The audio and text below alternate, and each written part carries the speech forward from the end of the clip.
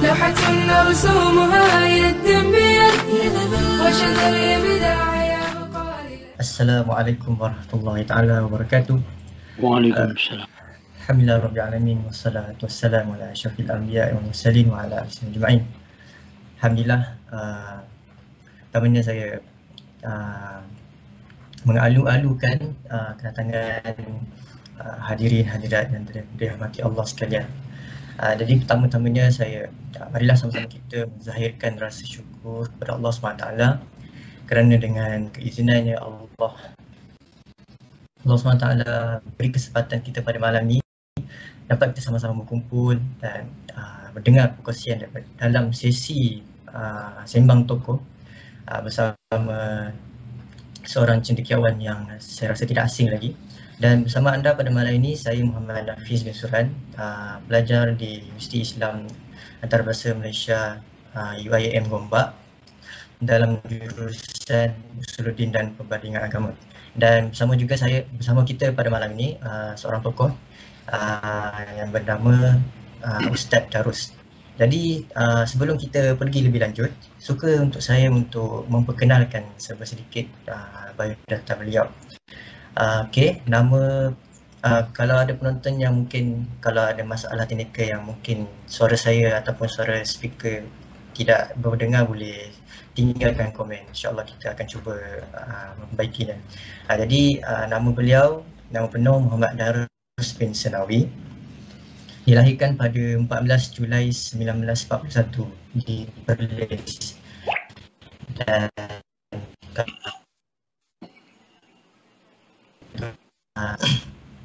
Masya Allah, Allah masih beri kesempatan dan kesihatan kepada beliau. Dan dan beliau merupakan lulusan pengajian sarjana muda di Universiti Al-Azhar dalam jurusan kesusasteraan Arab pada tahun 1970. Dan kemudian beliau melanjutkan pembelajaran di ijazah sarjana iaitu master di Universiti Malaya dalam bidang pemikiran Islam pada tahun 1991. Okey, jadi antara perkhidmatan yang beliau pernah sumbangkan adalah beliau pernah menjadi pensyarah di Pusat Pengajian Islam Yanan Puri. Kemudian bertugas sebagai pensyarah bahasa Arab di Universiti Malaya, dan seterusnya beliau bertugas sebagai pengarah Kolej Islam Yayasan Pelajaran Johor YPJ, dan seterusnya menjadi guru bahasa Arab di Sekolah Menengah Islam SMIC di Shah Alam pada tahun 2001 hingga 2006. Dan pada tahun 2007 sehinggalah kini beliau sudah menjadi seorang penterjemah. Beliau melakukan kerja-kerja penterjemahan buku-buku dalam bahasa Arab dan terjemahkannya ke dalam bahasa Melayu. Dan kini sebanyak 19 buah buku telah beliau berjaya terjemahkan. Alhamdulillah. Dan antara mungkin ramai yang mengikuti antara buku yang beliau, antaranya adalah buku terjemahan Rahiq Al-Makhtum, kemudian buku Fiqh Sirah 1 hingga 3, dan juga antara buku yang famous iaitu Tarikh Khulafa. Ini antara buku terjemahan beliau. Dan Manaqib Umar Abdul Aziz, Tazkiratu Du'atul Islam, dan banyak lagi. Dan selain beliau menjadi seorang penterjemah, beliau juga merupakan seorang penulis buku, dan buku tersebut adalah Kembara Darus Senawi 1963. Dan buku ini merupakan penulisan secara kerjasama bersama dengan Brother Izzat Ibrahim. Dan buku ini berkisah tentang pengembaraan ilmu pengalaman Ustaz Darus pada tahun akhir 60-an dan awal 70-an. Jadi saya rasa sekadar itu untuk perkongsian biodata beliau. Dan tanpa kita melengahkan masa lagi, saya rasa mungkin dah ramai tidak sabar-sabar untuk mendengar perkongsian daripada beliau pada malam ini. Okey, kita akan mulakan dengan soalan. Sebelum itu, untuk makluman kita pada awalnya kita ada 9 soalan yang telah terkumpul daripada para penonton. Kemudian tapi saya telah berbincang dengan Ustaz. Mungkin ada beberapa soalan yang telah kami gabungkan kerana melihat berada di dalam konteks yang sama dan dalam masa yang sama kita juga mencuba untuk menjimatkan masa supaya kita cuba untuk kesemua soalan dapat malam ini insya-Allah. Dan malam ini kita akan ada 7 soalan. InsyaAllah kita akan cuba menjawab kesemuanya. Okey, tanpa melengahkan lagi, saya rasa soalan pertama ni bertepatan dengan tema kita pada malam ini, iaitu buku-buku yang paling mempengaruhi hidupku, iaitu hidup Ustaz lah kan. Jadi soalan pertamanya, apakah buku-buku yang paling mempengaruhi hidup Ustaz pada setiap fasa kehidupan, iaitu ketika Ustaz muda, Ustaz dah mula membaca ketika kecil, kemudian Ustaz menjadi seorang pemuda dan sehingga Ustaz menjangkau usia tua. Jadi mungkin Ustaz boleh berkongsi dengan para penonton sekalian, apakah buku-buku yang mempengaruhi hidup Ustaz? طيب أعوذ بالله السميع العليم من الشيطان الرجيم بسم الله الرحمن الرحيم وبه نستعين الحمد لله رب العالمين والصلاة والسلام على أشرف الأنبياء والمرسلين وعلى آله وصحبه أجمعين سبحانك لا علم لنا إلا ما علمتنا إنك أنت العليم الحكيم. Segala pujian bagi Allah Subhanahu wa taala, salam dan selawat ke atas junjungan kita Nabi Muhammad sallallahu alaihi wasallam yang telah membawa dan petunjuk daripada Allah Subhanahu wa taala. Yang dimuliakan saudara pengurusi,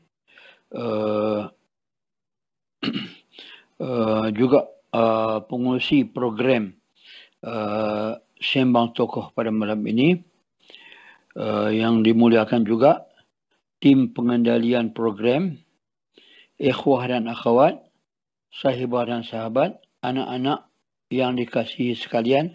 Assalamualaikum warahmatullahi wabarakatuh.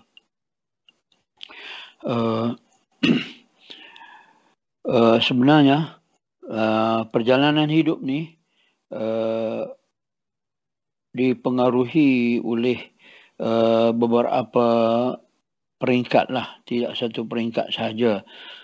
Jadi boleh hanya bahagikan peringkat-peringkat ini kepada 3. Yang pertama ialah peringkat menumpukan perhatian ataupun berusaha untuk nak menguasai bahasa Arab, iaitu ana mulakan dengan novel-novel, cerita-cerita. Sebab masa muda ni memang itulah. Anda ingat hari ini sendiri pun anak-anak yang ada di peringkat menang dan sebagainya banyak menumpukan kepada cerita-cerita, novel dan sebagainya. Jadi pada ketika itu di antara novel-novel yang dihasilkan oleh banyak penulis-penulis di Mesir, Ana cuba membacanya, dan juga karya-karya seperti cerita Alfu Lailah wa Lailah, 1001 malam. Ini semasa ana di sekolah Alawiyah lagi. Kerana pada masa itu Madrasah Alawiyah ni dia ada satu perpustakaan yang agak besar lah berbanding dengan sekolah-sekolah yang biasa. Dia memuatkan buku-buku ilmiah dan juga buku-buku pemikiran, buku-buku falsafah, buku-buku ilmu nafsi, psikologi, dan termasuk juga buku-buku novel dan sebagainya. Jadi ana cuba beri masa ataupun menumpukan pembacaan ana pada buku-buku ini, novel-novel ini. Dan biasanya bila Ana membaca buku ni, Ana tidak membiarkan begitu saja. Ana akan catat perkataan-perkataan yang baru, yang baru diketemui, dan demikian juga Ana akan mencatatkan ayat-ayat, perasa-perasa yang indah, yang cantik. Malah hingga hari ini pun Ana masih ingat lagi jumlah-jumlah ataupun ayat-ayat yang pernah dihafaz pada suatu ketika dahulu. Ini peringkat yang pertama. Manakala peringkat yang kedua pula, Ana memokaskan kepada tokoh-tokoh. Jadi di antara yang dahulu yang sebegitu banyak kita membaca novel, buku fikrah dan sebagainya, maka ada di antara tokoh-tokoh yang kita minat, yang kita menjadi favorit kita, maka kita memilih dan kita kumpulkan karya-karyanya, iaitu seperti karangan ataupun seperti penulis Mahmud Abbas Al-Aqad. Dan Alhamdulillah Ana sudah berjaya menterjemahkan sebuah karya beliau yang di dalam satu kumpulan yang dinamakan sebagai Abqariyat Islamiyah. Ada yang menterjemahkan kebestarian Islam, kebestarian Khalid, kebestarian Umar, kebestarian Abu Bakar. Tapi ada orang yang tidak senang. Dia rasa lebih baik diterjemahkan dengan perkataan kebijaksanaan. Dia kata ini mengikut bahasa Za'bar. Dia kata lebih tepat lagi, sebab di dalam kebijaksanaan ni dia mengandungi hikmah dan kewarasan, kematangan dan sebagainya. Taib. Dia penulis yang ialah Mustafa Al-Manfaluti. Dia seorang lulusan besar, tetapi dia banyak menterjemahkan buku-buku karya daripada Perancis. Kebanyakan orang Mesir ni dia menguasai bahasa Perancis, bukan bahasa Inggeris.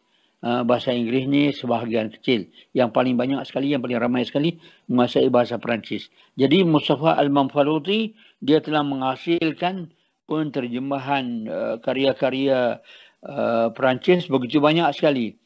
Jadi dan dengan bahasa yang berbunga, bahasa yang cantik. Jadi kalau kita nak buat karangan, Masya Allah, kita menggunakan ayat-ayat Al-Manfaluti. Seperti Al-Abarat, seperti Fi Sabilit Taj. Ini adalah buku terjemahan Al-Manfaluti. Kemudian seorang lagi tokoh ialah Taha Hussein. Walaupun pada akhir-akhir ini Ana tidak begitu senanglah dengan karyanya, dengan hasilnya. Dia banyak tidak sealiran dengan fikrah Islamiyah. So Ana walau macam mana pun pada peringkat yang kedua itu, Ana banyak membaca buku-buku dia. Sebab bukunya mudah, santai, tidak begitu berat, sebagaimana karangan Al-Manfaluti atau sebagaimana karangan Al-Aqad. Dan demikian juga Ana tertarik dengan Ahmad Amin. Tapi Ahmad Amin ni dia banyak terpengaruh dengan pemikiran orientalis. Dan demikian juga dengan Anis Mansur. Anis Mansur ni dia tidak membicarakan mengenai dengan Islam, tapi dia banyak membicarakan mengenai dengan pemikiran-pemikiran, dengan falsafah-falsafah, dengan pengembaraan, tribologi dan sebagainya. Dan pernah dia sampai hingga ke Indonesia di dalam pengembaraannya. Taib. Ini adalah peringkat yang kedua. Manakala peringkat yang ketiga yang mempengaruhi pribadiannya ialah dari segi tokoh, iaitu tokoh fikrah. yang membawa fikrah, terutamanya fikrah Islamiyah. Terutamanya seperti dengan Syed Qutb rahmatullahi alaihi. Dan demikian juga dengan Al-Maududi. Banyak buku Al-Maududi sudah diterjemahkan ke dalam bahasa Arab. Dan demikian juga dengan karya-karya yang dihasilkan oleh Muhammad Iqbal. Dan juga yang dihasilkan oleh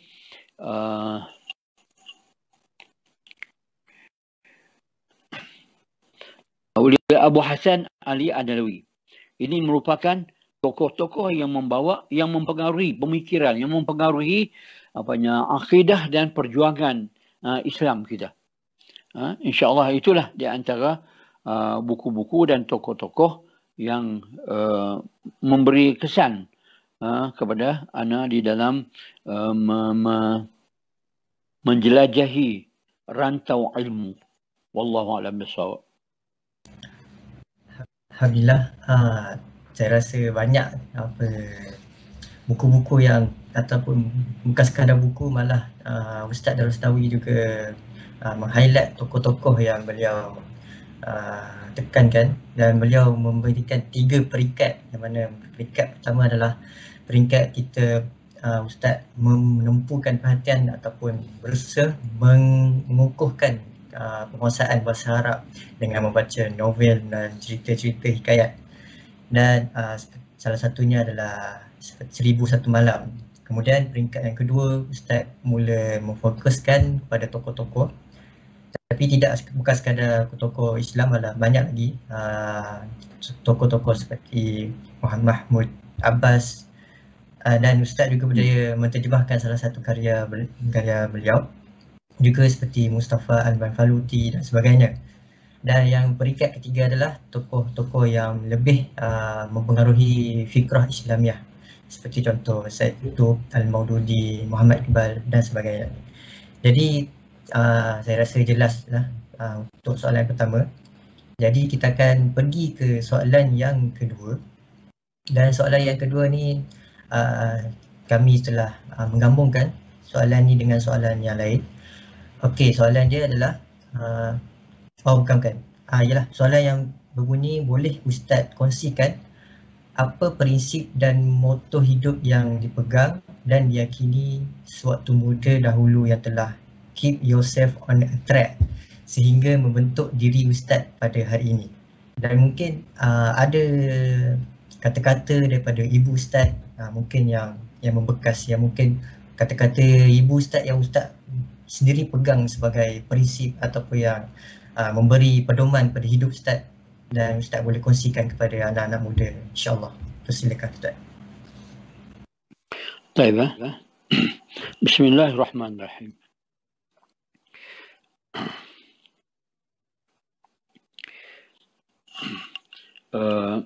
Setiap orang ni dia sebenarnya dia ada watak dan peribadi dia yang tersendirian. Jadi anak-anak, bukanlah artinya kita nak membanggakan diri, tapi ini adalah satu cara hidup kita. Anak amat berpeganglah dengan kata-kata yang menyebut man jadda wajad, siapa yang bersungguh-sungguh dia akan dapat. Jadi kata-kata ini yang dahulu semasa di sekolah alawiyah lagi kita menulis peringatan-peringatan ataupun sebagai motivasi kepada pelajar-pelajar ni, kita tulis di masa itu tak ada komputer lah, tak ada handphone. Jadi kita tulis dengan kertas manila card yang kita potongkan dengan saiz yang tertentu. Di antara slogan-slogan yang kita tulis ialah man jada wajad, siapa yang bersungguh-sungguh dia boleh dapat. Jadi kata-kata yang seumpama ini memberi kesan kepada kita yang baru mula mengenali ilmu pengetahuan secara formal di sekolah, terutama di madrasah alawiyah yang pada masa itu bahasa Arab ni dia menjadi bahasa utama. Bahasa utama, bahasa pengantar, bahasa setiap subjek. Malah sehinggakan kepada Algebra sendiri pun diajar di dalam bahasa Arab. Geografi pun diajar dengan bahasa Arab. Ilmu ijtima', civic pun diajar dengan bahasa Arab. Suatu perkara yang pelik. Sebab buku-buku ini diimport dan dibeli daripada Wizarah Al-Ma'arif, Kementerian Pendidikan, Kementerian Pelajaran Mesir.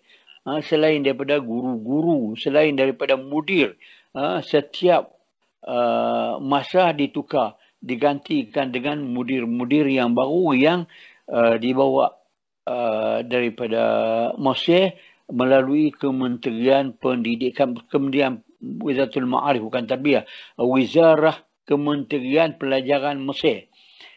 Jadi yang cantiknya, guru-guru ini dia bergaul mesra. Itu cantiknya. Dia bergaul mesra. Dia bukan mengasingkan diri. Bergaul mesra dengan pelajar-pelajar, dan dia, kerana dia seorang orang Mesir, orang Arab, dia selalu berbicara, berbual dengan kita, walaupun kita tidak sebegitu lancar dengan bahasa Arab, tapi alhamdulillah dengan lama kelamaan kita dapat menguasai bahasa Arab. Jadi itu di antara pelaksanaan manjad dan wajad. Kita mengharungi, kita mencuba halangan-halangan yang merintangi jalan kita, selain daripada subjek-subjek yang diajar. Di antaranya al-insya ataupun al-maqal. Kita membuat esei, kita membuat karangan. Jadi ini di antara perkara yang merangsang, yang menggalakkan kita untuk mempelajari, meminati bahasa Arab. Bukan hanya sekadar nak lulus ataupun kerana kita ni tidak ada tempat yang lain untuk nak pergi belajar. Tidak. Tetapi sekolah itu merupakan pilihan yang utama, pilihan pertama kita, tanpa sekolah-sekolah yang lain. Sehingga dengan itu alhamdulillah, artinya sekolah tadi dia bukan hanya sebagai tempat pembelajaran, tempat mengambil ilmu, tetapi dia merupakan juga tempat mendidik dan membentuk individu-individu sehingga menjadi manusia. Bagaimana sekolah Alawiyah ni dia telah menerbitkan, mengeluarkan ramai tokoh-tokoh. Di peringkat awalnya dia tidak banyak yang pergi ke Al-Azhar. Ana rasa ana orang yang pertama yang pergi ke Al-Azhar. Sehingga akan ada di antara mereka terasa pelik kenapa ana tidak pergi ke Jamiah Ain Syams ataupun Jamiah Al-Qahirah. Sedangkan kawan-kawan yang sebangku, yang sesekolah dengan ana, yang sederjah dengan ana, memasuki Jamiah Ain Syam, Jamiah Al-Qahirah, Ilmisi Qahirah ataupun Darul Ulum. Tidak ada yang masuk Al-Azhar. Jadi ana pada tahun 63 merupakan pelajar perlis yang pertama yang memasuki Al-Azhar. Kemudian selepas itu barulah ada pelajar-pelajar lain yang datang memasuki Al-Azhar. Ini boleh jadi kerana sekolah Alawiyah sendiri pun dia tidak begitu kuat di dalam mata pelajaran fiqh, dalam mata pelajaran usuluddin, pengajian-pengajian. Dia lebih menumpukan kepada bahasa Arab. Itu yang menyebabkan ana dan kawan-kawan yang lain lebih memilih pengajian bukan diniyah. Bukan diniyah. Taib, insya-Allah. Allahu a'lam bissawab.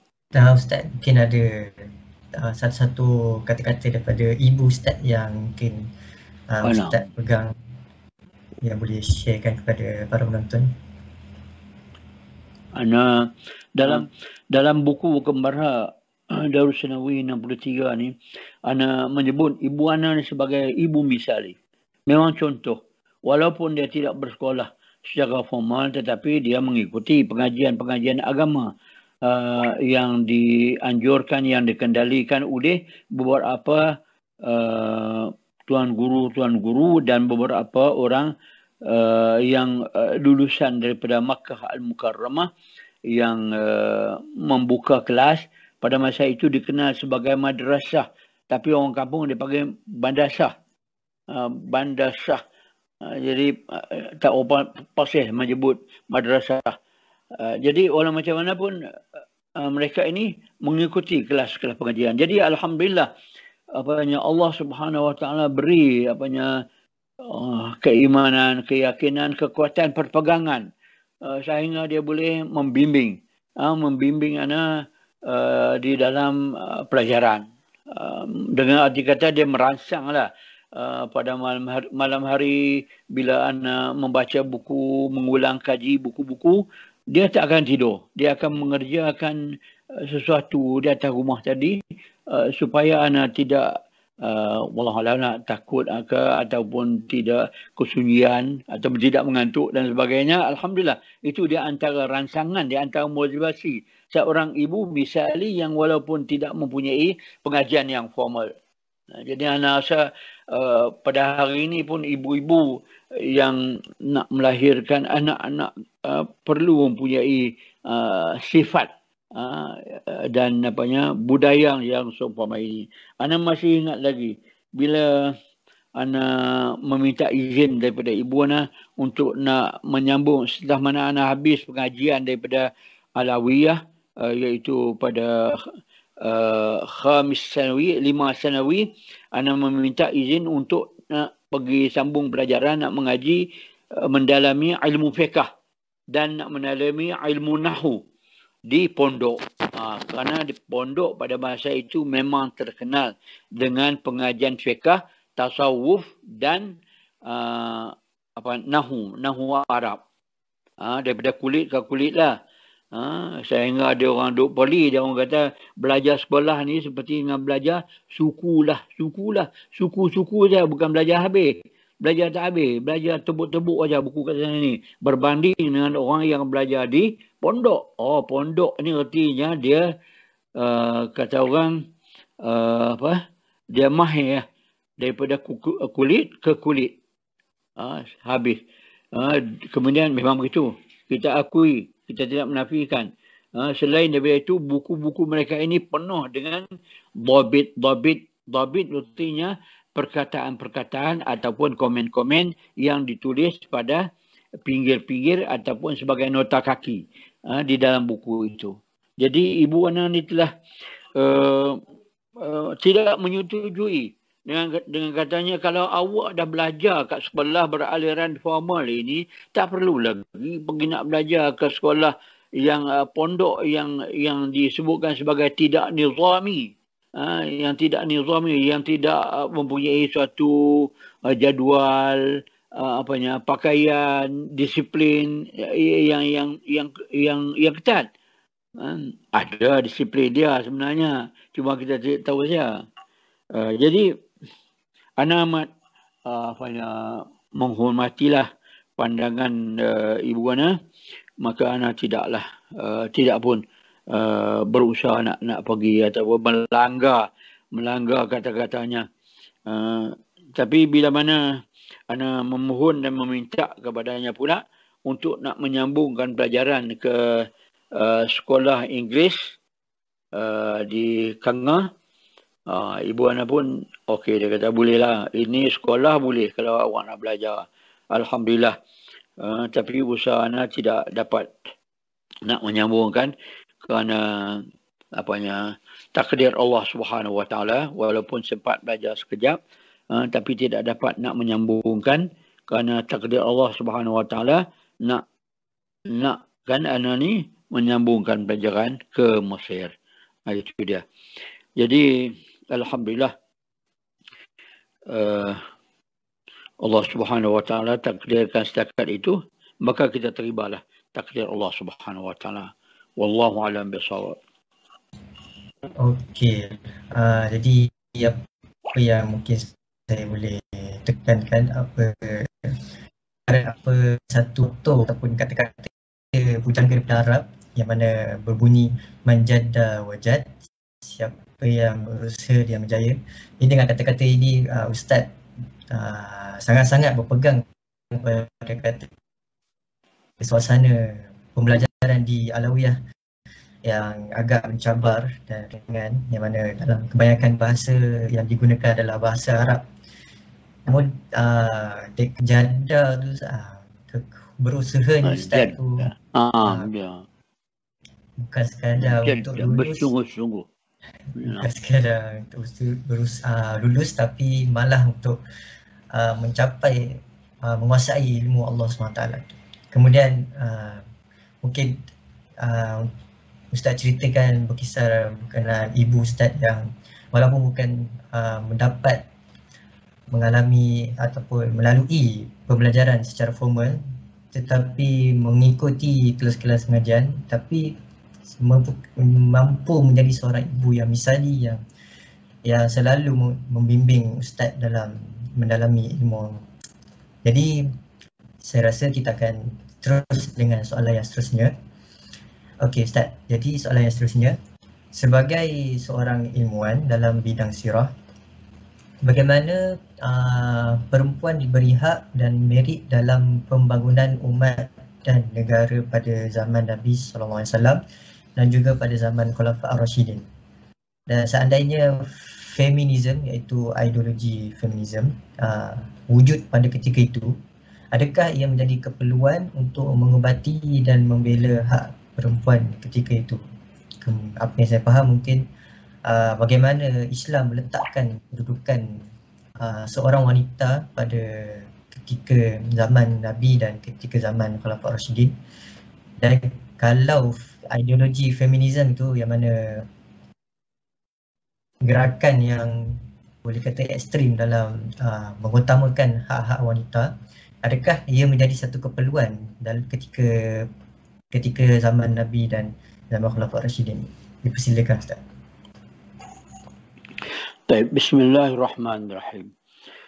Ana nak sebut kat sini lah bahawa istilah seperti gerakan feminisme ini ataupun gerakan emansipasi ini adalah suatu aliran ataupun istilah yang datang daripada Barat. Kita tidak tahu sama ada ini benar-benar berlaku di Barat. Mungkin anda rasa tidak ada gerakan. Memang dia dah bebas sebebas-bebasnya orang perempuan yang ada di Barat sana. Dia boleh buat apa segala yang dia nak. Itu dia tidak perlu lagi kepada emansipasi. Yang dia duk fikirkan di dalam Islam ni, dia kata perlu dibebaskan orang Islam ni. Orang Islam dia dengan tudung dia, dengan berkah dia, dengan cadar dia, dengan segala tudung-tudung dia yang dia kata ini penginayaan kepada kaum perempuan. Ya ilaha illallah. Kita tak boleh, orang Islam dia kena kembali balik kepada zaman Rasulullah SAW. Apa yang dilakukan oleh Rasulullah itu adalah sesuatu yang hak, yang benar.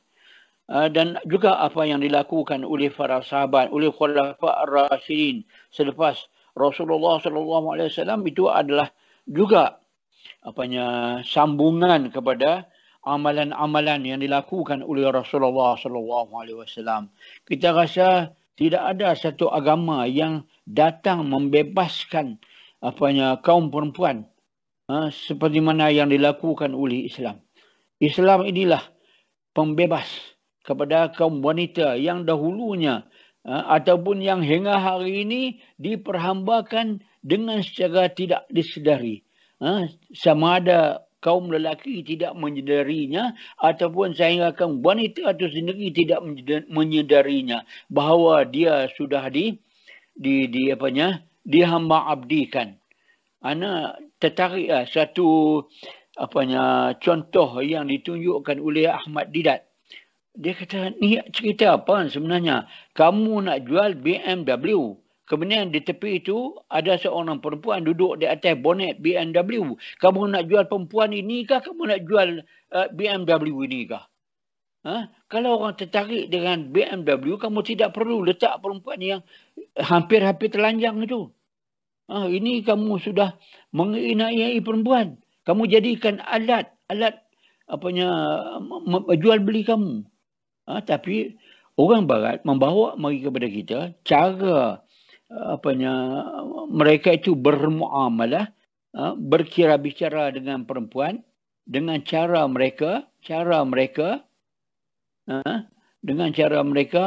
nak dibawa mari ke dalam Islam.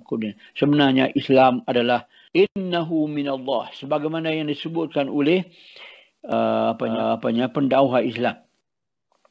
Innahu, dianya, iaitu agama Allah. Islam ini daripada Allah.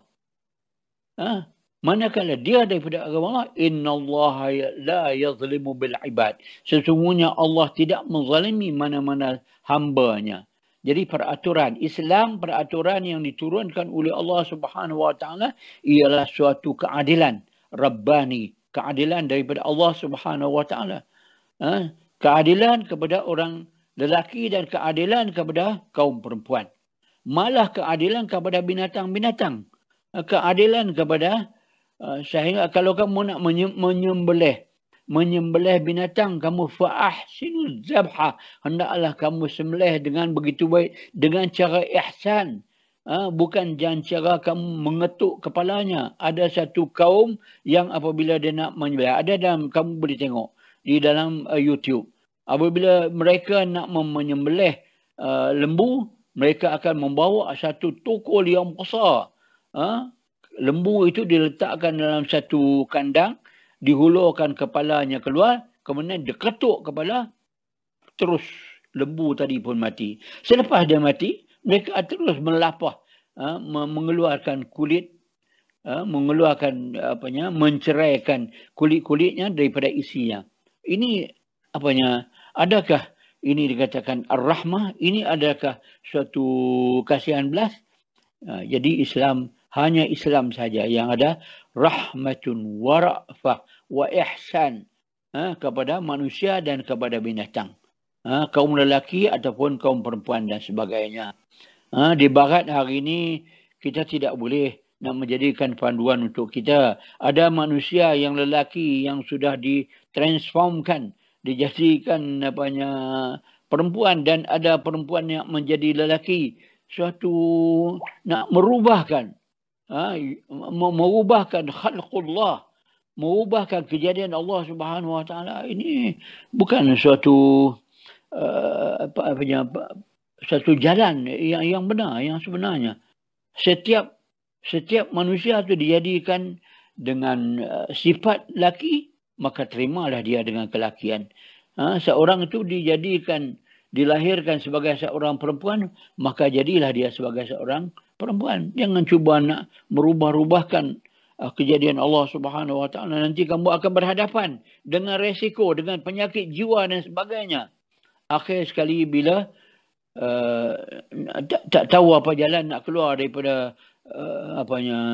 problem yang mereka cipta sendiri dengan tangan mereka, bunuh diri. Itu penjelasannya. Wallahu a'lam bissawab. Jadi Ustaz highlightkan bahawa istilah ataupun ideologi feminisme ni adalah hakikatnya adalah datang daripada Barat.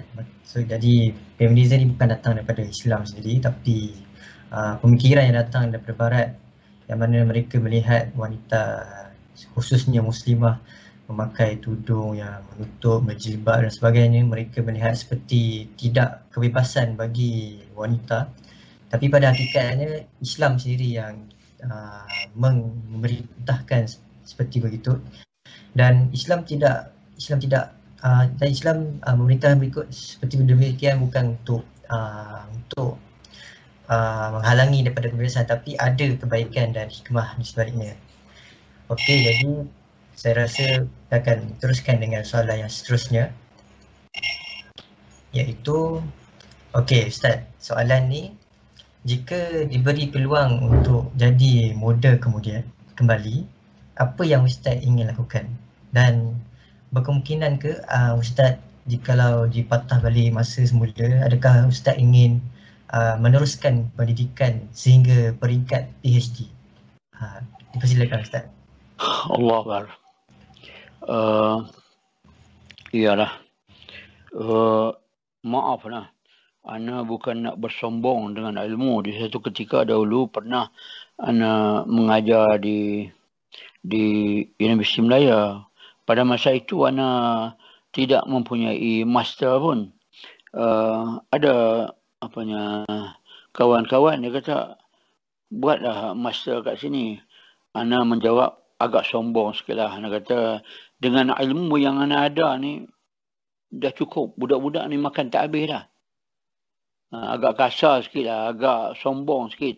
Tapi nak ceritakan memanglah ilmu ini talabul ilmi minal mahdi ilal lahdi, memanglah menuntut ilmu daripada buayan sehingga liang lahat tu memanglah dianjurkan oleh Islam kan. Tapi ada tiap seorang ni dia rasa misi dia. Itu dia.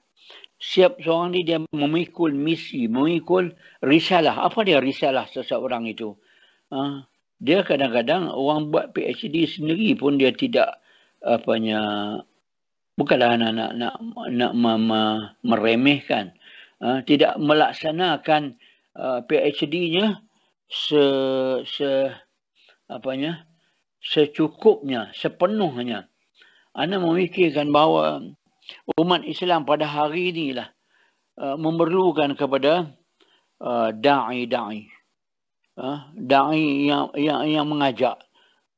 Kita amat tertarik bila kita tengok Ibit Liu, walaupun dia seorang yang baru menganut agama Islam, tetapi dia telah banyak memberi kebaikan kepada Islam. Dan demikian juga dengan saudara Kamaruddin daripada Pulau Pinang. Walaupun dia seorang yang tidak mempunyai PhD, tapi dia banyak memberi sumbangan buah Islamiyah. PhD dia ada ruang dia akan memberi sumbangan dia. Tapi bagi ana lah, ana rasa tidak, walaupun ana boleh mampu nak melaksanakan menunduk PhD, dan ana tidak menghalangkan orang lain pula untuk meneruskan pengajian sehingga ke peringkat PhD. Tapi bagi ana, tadi pengusi tanya ana, bukan tanya antum. Jadi tanya ana, jadi ana duk mikirkan bidang dakwah ni terlalu memerlukan kepada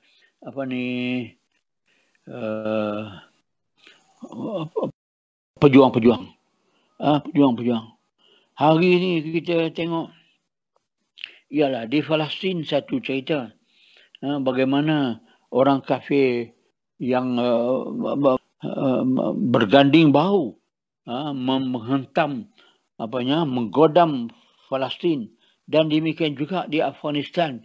Tidak kurang bagaimana dia digodam dan dia dihentam habis-habisan. Jadi kita ni perlu nak memberikan kesedaran kepada umat kita. Ana duk perhati orang Islam di Malaysia dan di tempat-tempat yang lain sedang berada di dalam zon selesa. Zon selesa. Ataupun macam husnul zon tu sangka. Husnul elok, arti zon yang elok. Dia elok. Jadi sehingga akan dalam ucapan penceramah pendakwah kita memuji, alhamdulillah kita berada dalam keadaan yang baik, kita berada dalam keadaan yang tenang. Bahaya sebenarnya. Kita duk highlightkan, kita duduk puji-puji. Sebenarnya kita ini sedang ini slow death, sedang dirancanakan supaya kita ini mati dalam keadaan yang mula-mula mati kaki, mati kepala lutut, mati pinggang, mati lengan, akhirnya mati kesemua sekali dalam keadaan yang tidak sedar. Ini apa yang berlaku di kalangan umat Arab. Sudah dibodohkan. Istakhaffa qaumahu fa'ata'u. Sudah diperbodohkan kaumnya dan kaumnya mentaati pula. Sudahlah berlaku dengan at-tatbiq, normalisasi dengan Yahudi yang terkutuk. Berbaik-baik sangka pula. Dan dia beri kemudahan, dia beri layanan sehabis-habisnya kepada Yahudi dan dia tidak berinfak satu sen pun kepada rakyat Palestin dan kepada umat-umat Islam yang tempat lain yang memerlukan kepada ongkos dan kewangan untuk menyara kehidupan, memberi makanan. Bukan nak kesenangan. Memberi makanan pun tak cukup. Tapi mereka ini sanggup dan rela memberikan kekayaan yang diberi oleh Allah Subhanahu Wa Taala kepada seteru-seteru dan musuh Allah Subhanahu Wa Taala. Orang kafir ini ialah musuh Allah Subhanahu Wa Taala. Kau mana apa kamu sangka pun tidak betul. Kamu rasa dia baik? Tak. Itu mulut dia saja. Wa ma tukhfi fi sudurihim akbar. Apa yang duduk di dalam hati mereka tu lebih besar, lebih ganas lagi daripada apa yang mereka sebut, yang mereka lafazkan di atas mulut mereka. Allahu akbar. Jadi kita nak kepada kesedaran lah. Nak banyak lagi kerja-kerja nak menyedarkan umat kita ini. Kita tidak nak bercakapkan ada orang pendakwah ni banyak bercakap mengenai dengan nak khusyuk dalam solat, nak bagaimana terimakan dakwah kita, doa kita, bagaimana kita nak berbaik-baik kepada ibu bapa kita. Okey, benar itu. Tapi ada benda perkara yang besar lagi. Kesedaran, menyedari bahawa di mana duduk kita sekarang ini. Ini masalah dia. Ana pertikaikan masalah kemerdekaan, kebebasan yang kita capai pada hari ini. Yang perlu kita nak membebaskan diri kita daripada takluk pemikiran. Walaupun kita dikatakan tidak ada askar-askar British yang berpengkalan di Malaysia ini. Tetapi pemikiran British berpengkalan di dalam otak, di dalam hati kita. Dalam dada kita. Lebih berat lagi, lebih dahsyat lagi daripada pengkalan British yang berada di atas muka bumi kita. Wallahu a'lam bishawab. Okey, jadi pada yang apa saya dapat tadi, yang Ustaz katakan pada masa ketika Ustaz belajar tu, yang mana Ustaz tidak merasakan keperluan untuk menyambung pada peringkat PhD. Kerana bagi Ustaz, setiap orang ada misi dan impian yang ingin dicapaikan. Dan apa yang Ustaz sendiri nampak pada ketika itu, keperluan untuk menyambung PhD tu mungkin ada yang diberi kesempatan, tapi ada sesuatu perkara yang lebih penting pada ketika itu malah masih lagi diperlukan pada masa kini, iaitu umat Islam pada zaman sekarang sangat-sangat memerlukan penggerak dakwah Islamiah.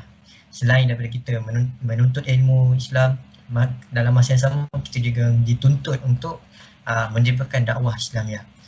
Yang mana Ustaz juga mention, Ustaz melihat bahawa umat Islam pada masa kini sangat-sangat berada dalam keadaan zon selesa, yang mana zon selesa ni adalah merupakan zon yang bahaya pada hakikatnya, kerana ia dalam lambat-lambat dia akan melemahkan umat Islam itu sendiri, seperti mana yang telah berlaku di negara-negara Arab. Okey, jadi Ustaz, kita akan teruskan dengan soalan yang seterusnya. Okey, soalan yang seterusnya, soalan yang kelima. Apakah cabaran yang dikira paling mencabar dalam perjalanan Ustaz ketika Ustaz mengembara ilmu, yang Ustaz merasakan perlu untuk anak-anak muda menghayatinya untuk terus teguh? Mungkin Ustaz boleh menyedut sedikit daripada buku tulisan Kembara Darus Senawi 1963, kerana ramai lagi penonton yang belum mendapatkan buku Ustaz. Mungkin Ustaz boleh share apa yang cabaran yang pernah Ustaz hadapi. Silakan. Anak sebut sebelum itu, setiap seorang mesti mempunyai azam dan tekad yang kuat. Di dalam apa-apa kerja dan di dalam apa usaha, dalam apa perjuangan.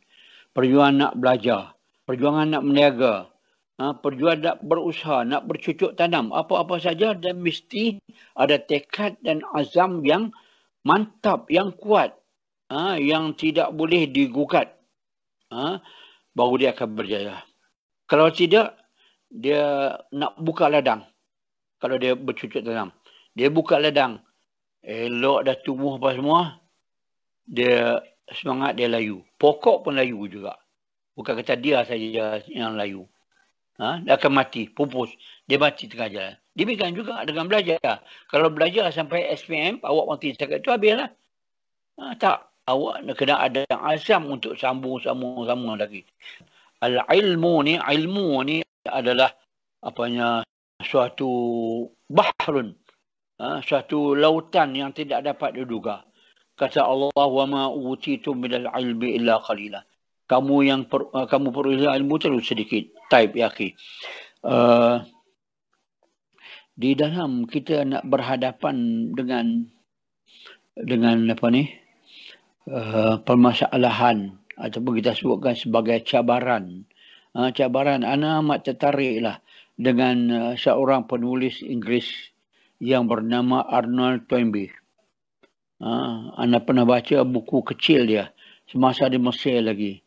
Dia ulas mengenai dengan at-tahaddi wal istijabah, challenge and response. Arti setiap orang itu dia akan berhadapan dengan tahaddi, dengan challenge. Kalau dia tidak respon kepada challenge yang dihadapkan kepada dia, dia akan tumbang, dia akan mati, dia akan pupus dan tidak akan bangun lagi. Itu dia. Tapi apabila seorang itu dia cabaran datang menghadapi dia, dia sanggup menyahut cabaran tadi. InsyaAllah dia akan menjadi manusia yang sejati. Ini kalau kita nak bawa mari cerita-cerita bangsa-bangsa yang terdahulu, banyak cerita dia. Cerita bangsa Sparta di zaman Roman dulu. Bila dia nak test, nak tahu tengok anak dia ni boleh respon tak kepada challenge-challenge yang ada. Elok mak dia lahir saja, dibawa anak tadi, dibawa pergi letak di tengah embun. Di tengah padang bola. Pagi besok baru dia pergi ambil. Kalau budak ni hidup, artinya budak ini dia boleh respon kepada cabaran yang ada di sekeliling dia. Kalau dia mati, artinya dia tidak layak untuk hidup. Ini survival lah ni. Survival for the fittest ni. Artinya dia tak fit untuk hidup.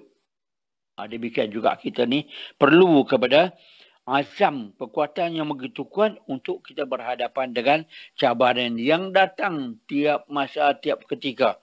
Tidak ada masa yang dikosongkan daripada ini. Daripada cabaran, daripada fitnah, daripada dugaan. Ana tertarik. Ada seorang tokoh Afrika. Dia sebut apa? Simple aja dia sebut. Do or die. Buat kerja atau mati. Masya Allah. Orang Afrika dia, ialah dia keras. Cara dia hidup, dia banyak cabaran dia. Do or die. Awak cabar, lawan dengan singa. Kalau kerja, ganyangkan singa, kamu hidup. Singa ganyang kamu, kamu mati. Itu aja. Di antara dua pilihan. Tak ada pilihan yang ketiga. Pilihan ketiga, awak naik atas divider. Langgar-langgar divider. Dalam Islam ni pun demikian juga. Kita tengoklah. Islam di zaman dahulu kala. Bermula daripada zaman Rasulullah SAW. Daripada peringkat Makkah. Diperlihatkan kepada kita bagaimana orang Islam ni berhadapan dengan cabaran. Allah, anda tak mula saya. Masa pun pendek ni. Sebab ada soalan yang lagi. Wallahualam. Alam nanti cakap dulu dalam soalan ni. Okey, baik. Jadi apa yang Ustaz Hasan, setiap orang perlu ada azam dan tekad yang kuat. Dan Ustaz tertarik dengan buku yang bertajuk Challenge and Response, yang mana setiap orang akan ada hadapi cabaran dia. Tapi sama ada kita nak mengharunginya ataupun kita nak lari daripada dia. Kalau kita mengharunginya dengan cekal, maka kita akan berjaya. Kalau kita lari, maka kita akan mati. Dan begitu juga seorang lagi daripada tokoh Afrika, yang mana bukunya ataupun kata-katanya do or die. Ada dua pilihan saja, iaitu kita buat ataupun mati. So tidak ada yang ketiga. Dia ada dua saja, buat ataupun tidak. Tak ada tengah-tengah. Jadi okey, kita akan teruskan dengan soalan yang ke-6. Yang mana soalan yang kedua terakhir kita akan cuba habiskan. Okey, soalan yang ke-6 adalah dalam situasi ini, okey, mutakhir ini banyak konten media juga figure-figure yang mengatakan bahawa menuntut ilmu ini sesuatu yang membuang masa dan tidak menyelesaikan masalah masyarakat. Dan anak muda menjadikan tokoh-tokoh barat sebagai hujah bahawa menuntut ilmu secara formal ini cuma melahirkan robot-robot untuk bekerja. Sebagai contoh Steve Jobs dan Bill Gates dan sebagainya, yang mana mereka tidak melalui proses pembelajaran tinggi tetapi mereka berjaya menghasilkan taraf kondisi masyarakat yang level yang lebih berkualiti. Jadi Ustaz, sejauh mana Ustaz merasakan ilmu pendidikan pada hari ini boleh menyelesaikan masalah-masalah masyarakat, dan mungkin ada pandangan peribadi daripada Ustaz. Silakan Ustaz. Baik. Saya akhi, ni sebenarnya kalau nak mengikut sangat cara Bill Gates dan sebagainya ataupun tokoh-tokoh yang lain, berapa orang kita tengok? Hanya 2, 3, 4 orang ini saja. Rakyat, manusia yang ramai yang lain, dia boleh jadi tak? Tak boleh jadi. Dia kena masuk sekolah juga. Sebab orang Inggeris sendiri yang mengatakan bahawa knowledge itu power. Ilmu pengetahuan itu kekuatan. Awak tidak ada ilmu pengetahuan, awak mati. Awak tak boleh hidup. Awak menjadi ataupun menjadi hamba kepada orang lain. Islam ni memang Allahu Akbar. Dalam Islam ni sebenarnya dia menuntut ilmu ni lebih berat, lebih jauh lagi daripada orang-orang barat sebenarnya. Ini sepatutnya tasawur ini ada pada orang-orang Islam. Bahawa orang Islam dia kena belajar ilmu dunia wa ilmu akhirah. Orang barat, orang kafir ni hanya dia belajar ilmu dunia saja. Ilmu dunia saja. Tapi orang Islam dituntut boleh belajar kedua-duanya. Jadi alhamdulillah anak-anak kita kat sekolah ni dia ambil SPM dan sebagainya dan tidak ketinggalan subjek Islam dia mengambil. Ada orang komplain pasal apa anak-anak kita bebankan subjek Islam ni, sedangkan anak-anak orang India, orang Cina dan sebagainya tak ambil. Jadi mereka boleh mencapai cemerlang lebih baik lagi. Allahu Akbar. Ini pun jenis mengangguk menghadapi cabaran. Kita menjadi anak-anak kita pondan. Menjadi anak-anak kita ni dayus. Tak berani nak menghadapi kesusahan dan kepayahan. Ini yang perlu kita nak didik. Kita tidak nak memberikan ilmu. Kita nak mendidik mereka. Di samping ilmu pengetahuan tadi. Jadi kita tidak boleh nak mengikuti falsafah-falsafah daripada 2, 3, 4 orang ini. Ilmu itu ialah kekuatan. Ilmu itu adalah daripada Allah Subhanahu Wa Taala. Wa'alla wa idh qala rabbuka lil malaikati inni ja'ilun fil ardi khalifah, sehingga kepada ayat Allah Subhanahu Wa Taala mengajarkan Adam.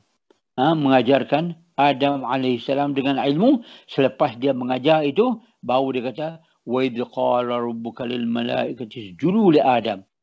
Setelah mana Adam tepu dengan ilmu pengetahuan, baru disuruh iblis dan disuruhkan para malaikat sujud kepada Adam.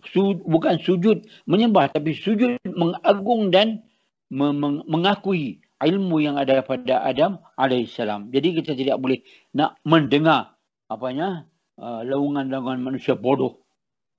Ini. Kita manusia, akal yang diberi mesti dipenuhkan dengan ilmu. Perut yang diberi penuhkan dengan makanan. Hati yang diberi penuhkan dengan emosi, dengan perasaan. Setiap sesuatu itu ada fungsinya pada setiap diri manusia. Baik, wallahu a'lam bissawab. Jadi siapa pukul apa kita ni? Sampai pukul apa? Sekarang ni dah sejam setengah. Tak mana tak apa, ada tak apa lebih. Kesian pendengar ni. Jadi Ustaz bertanyakan kepada para penonton sekalian, bagaimana, ingin meneruskan ataupun sudah cukup? Bagi Ustaz masih lagi mampu, masih lagi bertenaga. Boleh lagi insya-Allah. Boleh lagi ya, insya-Allah. Okey. Mungkin penonton boleh tulis komen, boleh lagi semangat lagi kan. Kita nak tengok shu'ur tu, anak-anak muda kan. Okey, Baik, nampaknya ramai lagi yang semangat Ustaz. Kita akan teruskan dengan soalan siang seterusnya, iaitu soalan yang terakhir. InsyaAllah. Okey, soalan yang terakhir. Okey Ustaz, Ustaz yang mendalami bidang sastra Arab, apa pandangan Ustaz berkenaan dengan perbezaan antara sastra Arab dan sastra Melayu? Dan apa yang pelajar sastra patut pelajari dari sastra Arab bagi mengayakan sastra Melayu? Silakan Ustaz. Baik, Bismillahirrahmanirrahim. Sastra merupakan hasil yang bahasa Arab disebutkan sebagai nitaj. Hasil yang dikeluarkan, yang dicetuskan, yang diterbitkan, yang diprodukkan oleh sesuatu bangsa itu. Dan sastra suatu bangsa itu mengikut mustawa, mengikut label, mengikut aras bangsa itu. Kalau bangsa itu bangsa yang nomad, bangsa yang hidup di tengah hutan Brazil, maka sastra dia setakat itu ya, taraf dia setakat itu. Kalau sastra Melayu pun dia akan mengikut aras dan peringkat label bangsa itu. Dia tidak akan lebih. Dan sastra Arab adalah bagi ana satu sastra yang matang, satu sastra yang hidup. Sebab selama ana duk belajar ni, dia tak ada lagi jenis-jenis macam kalau dalam dendangan Melayu ni ada, kalau dulu ada sebut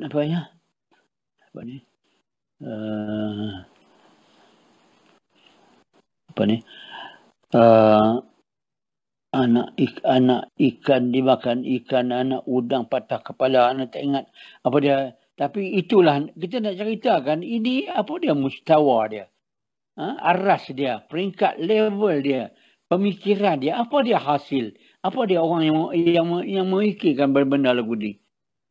Ini artinya benda yang tak ada apa.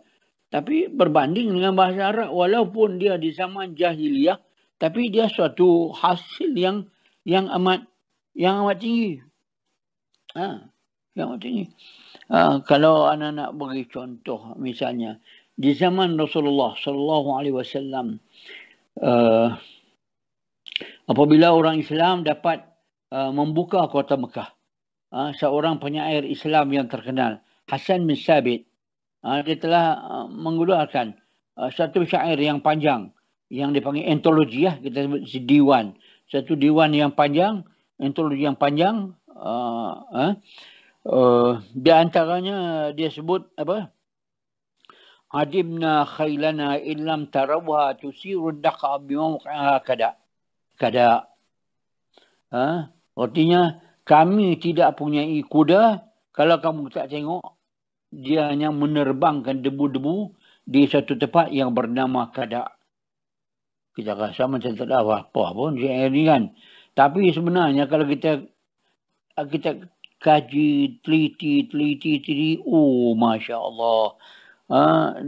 Dia jangan dipaham daripada perkataan yang perkataan secara harfi begitu.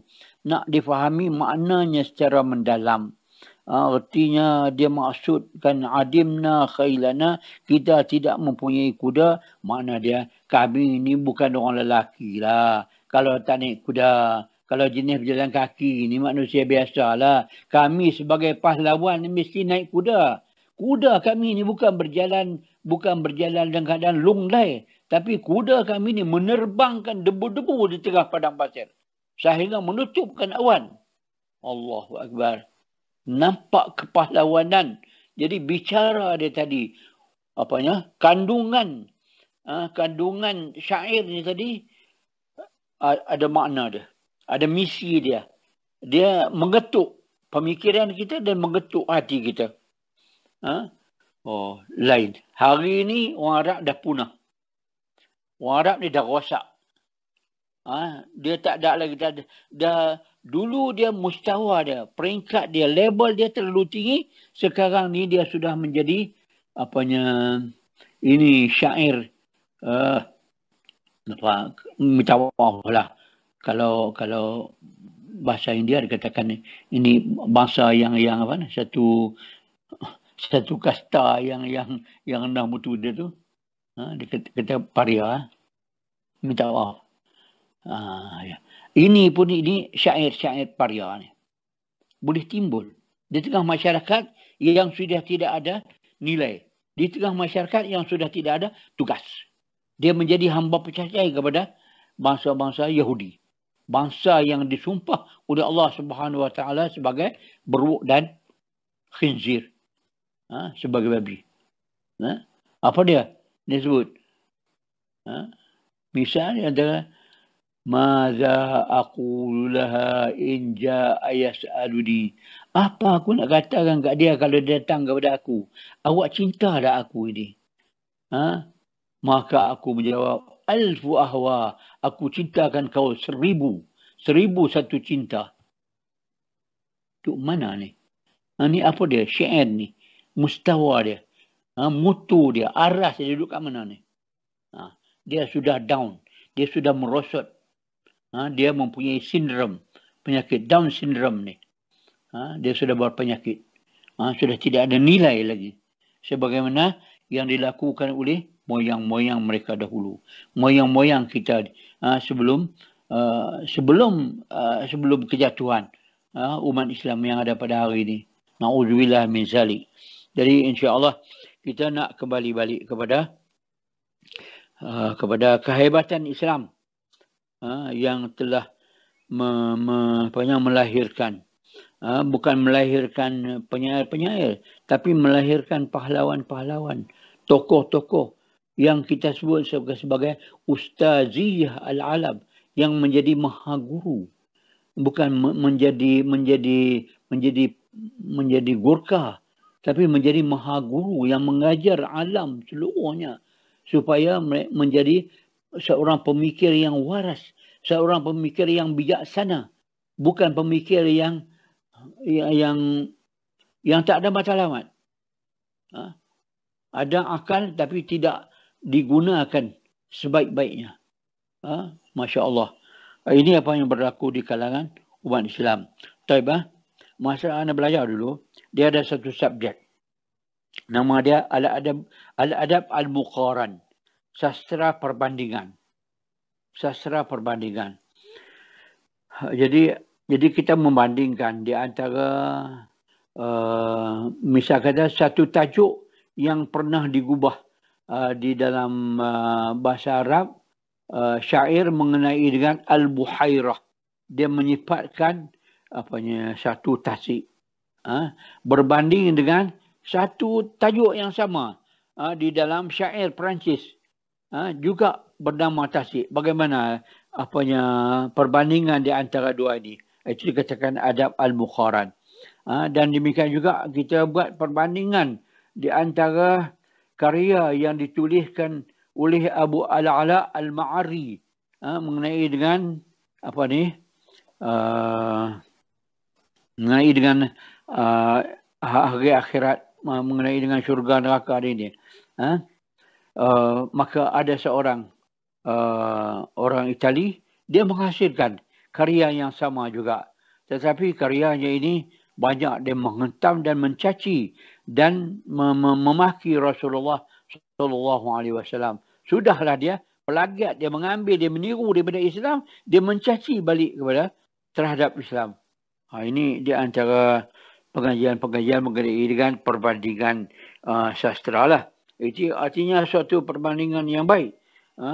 Berbanding dengan ada orang yang mempelajari membuat muqaranah al-adyan ataupun perbandingan agama. Na'udzubillah. Akhirnya dia mengajar macam mana? Hari ini kita keluar daripada agama Islam, kita masuk agama Kristian. Untuk kita menghayati apa dia ajaran-ajaran Kristian. Parah. Ini dah teruk. Manusia yang keluar daripada, dia rela pergi nak masuk Kristian pula. Walaupun dia kata sekejap saja. Lepas dia murtad katanya. Lepas tu mengucap balik, masuk Islam balik. Allahu Akbar. Ini satu yang tidak betul lah. Jadi insya-Allah kalau kita membaca karya-karya atau sastra Islam yang sebelum kejatuhan Islam ni, insya-Allah dia boleh melonjak kita kembali balik kepada satu arah yang tinggi, satu arah yang bernilai, yang bermutu. Kita boleh meniru, kita boleh mengambil daripada pemikiran-pemikiran mereka ini supaya kita mempertingkatkan pengkaryaan kita, hasil karya kita. Bukan hanya mendatar saja ataupun dalam satu yang tidak boleh dibawa ke persada dunia.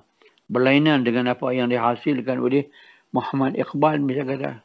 Masya Allah, kita baca satu kasidah dia saja, satu syair dia saja sudah cukup untuk memarakkan semangat kita untuk berdakwah dan berjuang untuk Islam. Ini yang dikatakan karya yang sebenarnya. Ini mau dikatakan karya yang bermutu. InsyaAllah. Wallahu a'lam bishawab. Okey. Alhamdulillah. Jadi setelah selesai 7 soalan pada malam ni, alhamdulillah berkat semua semangat dan Ustaz pun jadi semangat. Jadi mungkin kita terlebih masa tapi disebabkan semua masih sama-sama. Jadi Ustaz, saya rasa sebelum kita mengakhir majlis kita pada malam ni, mungkin Ustaz ada apa-apa yang ingin disampaikan, pesanan kepada kami untuk supaya kita boleh mempertingkatkan diri kita dalam gerakan Islam ni. InsyaAllah. Silakan Ustaz. Baiklah, insyaAllah. Naam.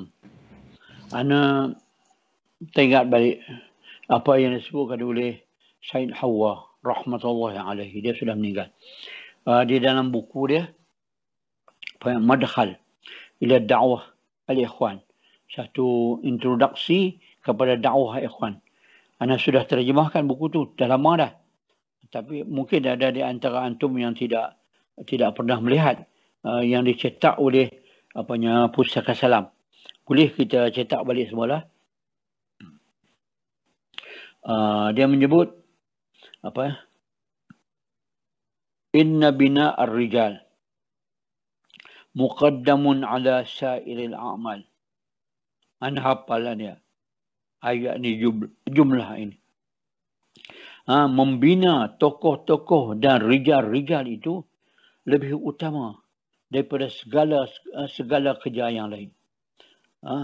Kita nak buat apa? Kita nak mempertingkatkan ekonomi. Kita nak mempertingkatkan kualiti ketenteraan kita. Kita nak memperkuatkan kebersihan dalam negara kita. Di antara semua kerja ini, kata Said Hawa, ialah bina'ur rijal, lebih utama. Kita membina tokoh-tokoh rijal yang boleh memperjuang, yang boleh berusaha untuk mengembali balik Islam ni pada kedaulatannya. Sekarang ini dalam maratibul amal ni kita duduk kat mana? Peringkat yang ke mana? Artinya banyak. Artinya lagi tahap-tahap yang kita nak kena buat kerja. Kita ini bertugas. Kita ini adalah tugas. Tugas para anbiya. Tugas para nabi. Tidak boleh berhenti setakat ini saja. Ilmu banyak mana yang kamu pun, kamu akan berhadapan dengan Allah Subhanahu Wa Taala. Ilmu yang kamu peroleh itu kamu gunakan untuk apa? Kalau kekayaan yang kamu peroleh untuk apa? Kesemuanya harus disalurkan fi sabilillah, ke jalan Allah Subhanahu Wa Taala. Biai wasilah, dengan apa caralah, dengan apa jalan, berbagai-bagai jalan untuk kita nak membawa kembali balik Islam ni kepada peringkat yang pernah dibawa oleh Rasulullah, peringkat yang pernah diperjuangkan oleh para sahabat radhiyallahu alaihim ajmain. Ana tadi masalah yang anda sebut zon selesa ni, mungkin orang kurang sedar, tak berapa nak sedar. Antum ingat balik tak Andalusia ini diperjuangkan oleh Tariq bin Ziyad dan oleh pejuang-pejuang yang lain. Banyak lagi tokoh-tokoh yang berperjuang dan mati syuhada kat sana, dan dia menimbulkan para ulama kat sana. Tapi apa yang berlakunya keselesaan, sehingga didirikan istana-istana Hamra, didirikan rumah-rumah yang mewah.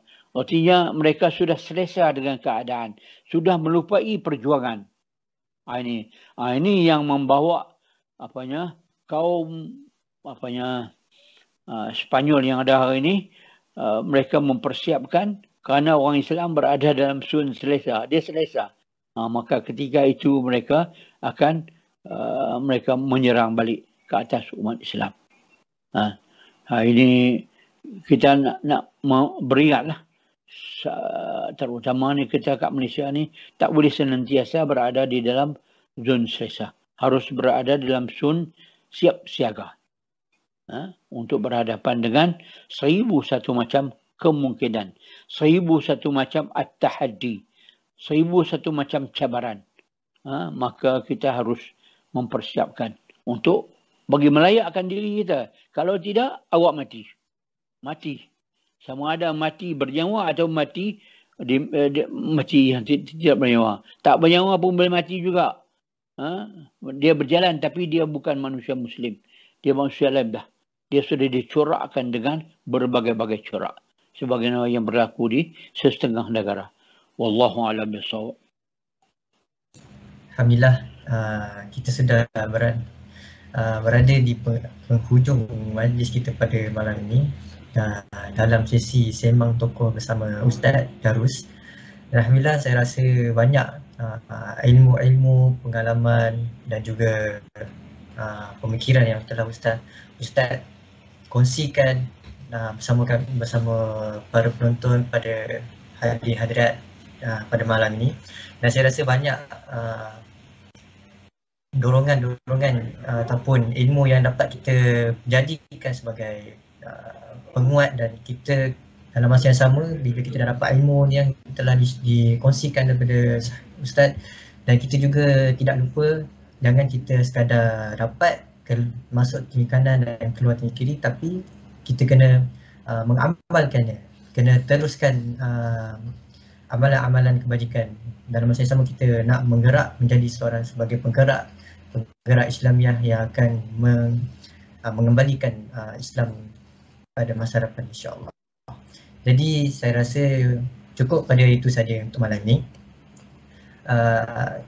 Saya dari pihak Fakulti Jawandi mengucapkan terima kasih dan jazakallahu khair pada Ustaz kerana sudi bersama-sama kami pada hari malam ini.